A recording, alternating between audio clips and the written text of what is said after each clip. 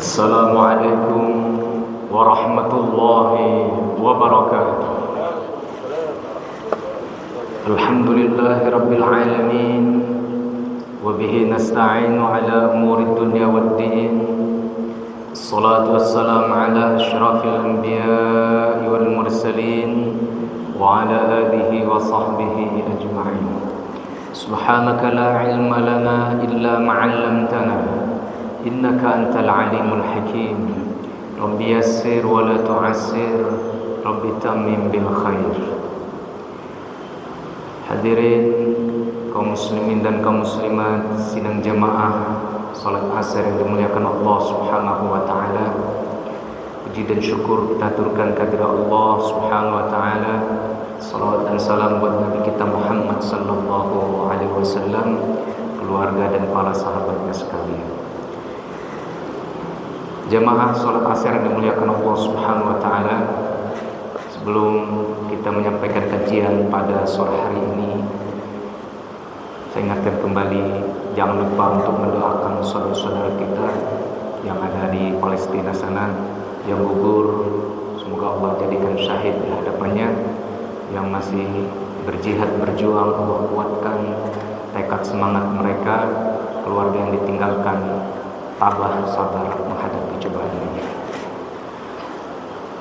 Hadirin wal hadirat jamaah salat asar yang dimuliakan Allah Subhanahu wa taala. Semesta ini bertasbih dan bertahmid kepada Allah Subhanahu wa taala. Baginda Nabi sallallahu alaihi wasallam diriwayatkan oleh Abu Dzar Al-Ghifari radhiyallahu anhu, su'ila ayyul kalami afdal. Nabi kita Muhammad sallallahu alaihi wasallam pernah ditanya, apakah ucapan yang paling utama, paling afdal? Sama dengan salat jamaah, ini salatul jamaah afdal. Apa ucapan yang paling utama? Maka Nabi sallallahu alaihi wasallam menjawab, qal mastafallahu li malaikatihi aw li ibadihi. Ucapan yang paling utama adalah ucapan yang Allah sudah pilihkan, ucapan itu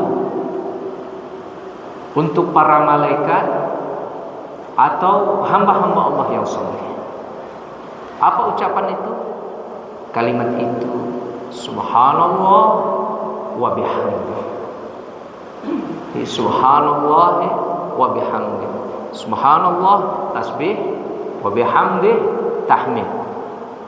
Jadi di sini digabung tasbih tahmid. Tasbih itu kan artinya kita sucikan Allah Subhanahu wa taala dari segala yang tidak pantas untuk Allah. Kadang kita manusia, sebagai manusia kadang kita berpikir tidak pantas bagi Allah Subhanahu wa taala. Allah itu maha perkasa, kadang kita anggap dia lemah. Sehingga kekeliruan itu kita ganti dengan ucapan subhanallah.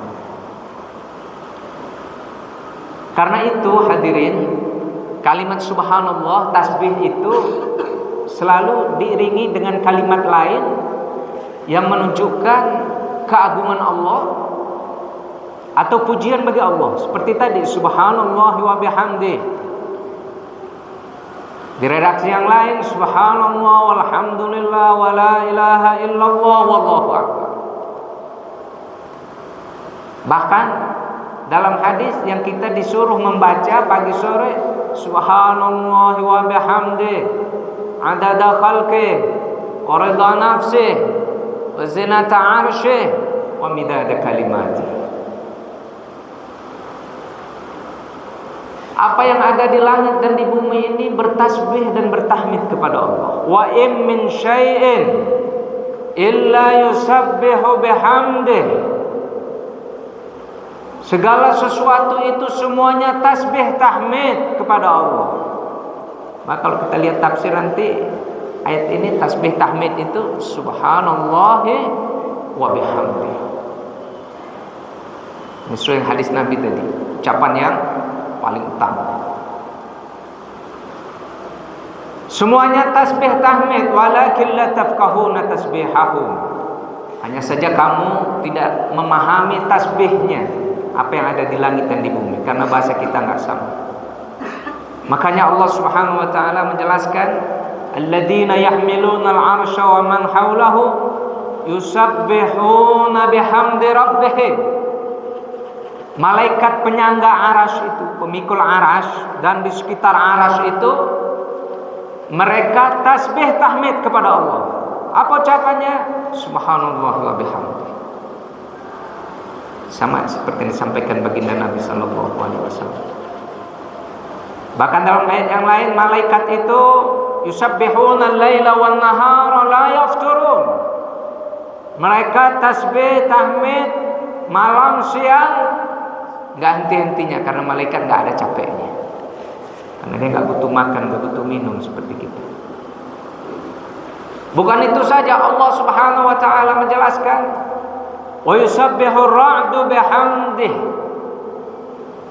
Guru petir itu tasbih tahmid kepada Allah Subhanahu wa taala.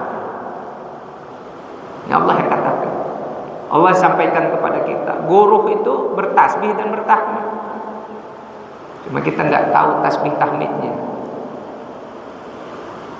Bahkan burung yang berkicau itu Allah Subhanahu wa taala katakan, kullun qad 'alima salatahu wa tasbihah. Makhluk Allah, bukan hanya manusia, burung dalam ayat itu tahu bagaimana caranya dia berdoa dan bertasbih kepada Allah Subhanahu wa taala. Mungkin kita enggak paham kalau burung sedang berkicau itu dia sedang tasbih kepada Allah Subhanahu wa taala. Allah yang katakan. Hadirin yang dimuliakan Allah Subhanahu wa taala, para nabi bertasbih kepada Allah. Nabi Musa alaihi salam bertasbih. Tapi kita tahu ya, ketika Nabi Musa berada di Bukit Tursina dan sedang munajat kepada Allah Subhanahu wa taala, Nabi Musa mengatakan, "Rabbi arini." Tuhanku, perlihatkan kau kepada. "Anzur ilaik." Saya mau lihat. Tapi kan Allah katakan, "Fa in istaqarra makanahu fasawfa taran." Nah, lihat bukit Tursina. Kalau bukit itu tetap di tempatnya, artinya enggak hancur, engkau akan melihatku. Kalau kita baca tafsir, itu Allah memperlihatkan seujung kuku nurnya di bukit itu, Bukit Tursina itu yang ada di Mesir. Maka seketika itu bukit hancur, Nabi Musa pingsan. Ketika sadar, Nabi Musa mengatakan, "Subhanaka tubtu ilaik wa ana awwalul mu'minin." Maha suci Engkau ya Allah. Enggak pantas saya meminta yang mana permintaan itu enggak ada perintahmu. Musa bertasbih.